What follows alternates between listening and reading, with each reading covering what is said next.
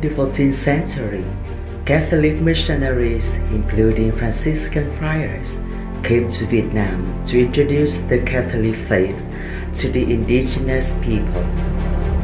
These missionaries labored among the Vietnamese people for many years, and the Catholic faith grew slowly.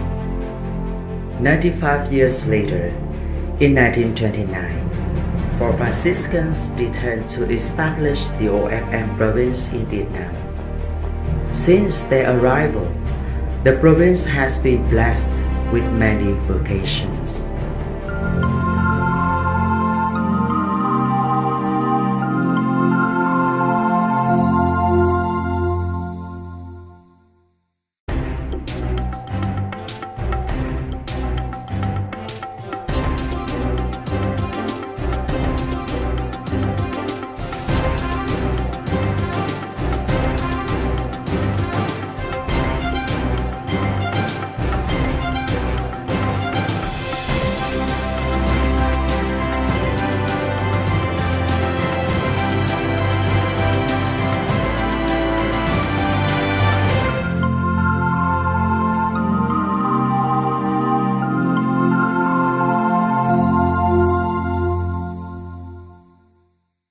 Vatican approved the project establishing the order in Indochina, which was promulgated and approved on May 20, 1929 by the Consecrated Life Office.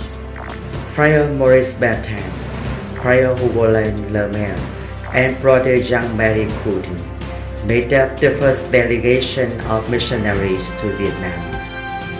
They departed on September 10, 1929. The boat docked at Da Nang, Vietnam on November 21, 1929.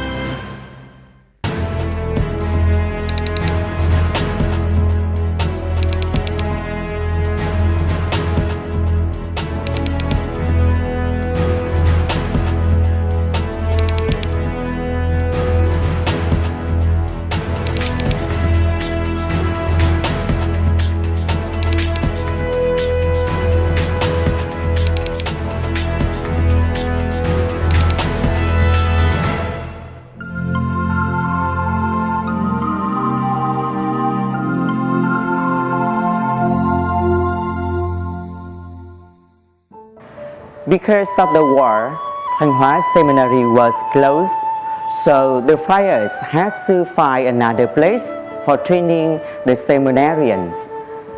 They built a simple cottage at the foothills near Nha Trang to teach the students.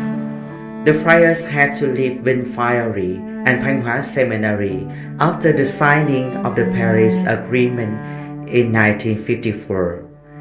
They moved to South Vietnam. And in 1958, Friar Pacific Nguyễn Bình An built a large seminary in Thủ Đức, Saigon. It was large enough to accommodate 230 seminarians.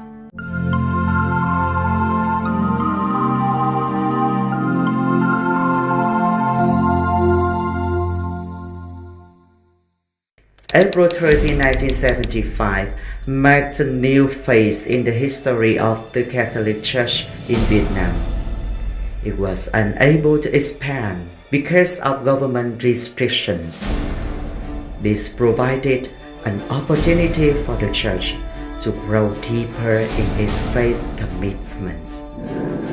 At this point, the Franciscans in Vietnam had 6 friaries: Nha Trang, Đa Cao, Thủ Đức, Cầu Ông Lãnh, Cù Lao Diêm, and Du Sinh.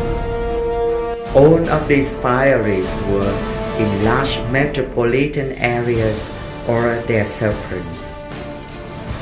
The friars met in a provincial chapter at that time, and they decided to establish small friaries in the outlying areas of the country in order to live among the poor and work as the poor. That was the dreams, and it became the reality after 1975. The province closed Nha Trang House and opened 7 small houses: Vĩnh Phước, Thanh Hải, Ngọc Thanh, Phù Sa, Cư Thị, Suối Dầu, and Đồng Giải. The friars also went out from Saigon City to Bà Rịa province and opened 5 small houses in Bình Đã, Xuân Sơn, Hòa Hộ, Xuyên Mộc, and Quảng Thành.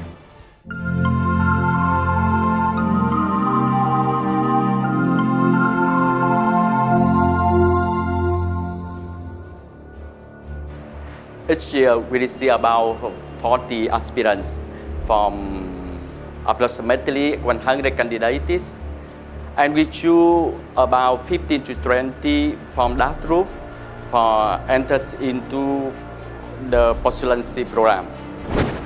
We currently have 15 novices, and at the Tudor seminary we have 18 seminarians.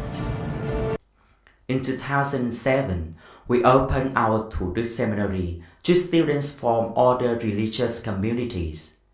In this school year, the seminary has 194 students, philosophy and theology, from 17 orders and 43 professors. 18 of them are non-Franciscan.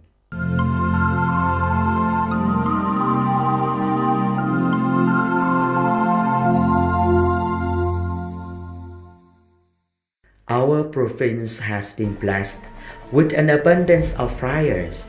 It has been our privilege to send missionaries both inside the country as well as beyond its borders to establish new missions. In 2003, we came back to the diocese in the north, where our province was originally established. In 2005, we established a missionary community in Pleiku, which is in the highlands of Vietnam. Now we have 13 friars with 8 parishes and 82 villages where the Franciscans are working for as missionaries. In 2010, we established a missionary house in Cambodia.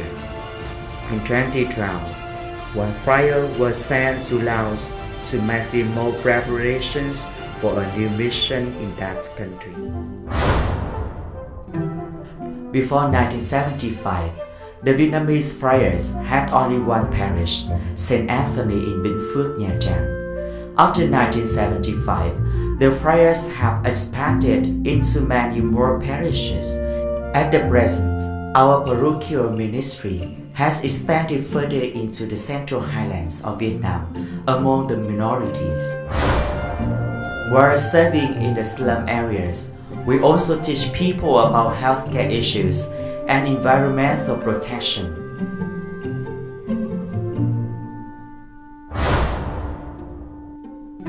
Our friars currently also run a Franciscan halfway house for the handicapped, as well as 2 medical clinics in Dong Giai and Co Vong Lai. We also have friars ministering with the mentally handicapped, HIV/AIDS, and in leprosariums. The OFM Franciscans of Vietnam flow like a river. They are spreading their message throughout the country and beyond, following the footsteps and example of the early missionaries before them. With God's grace and blessing, the OFM Franciscans of Vietnam will continue to grow and prosper.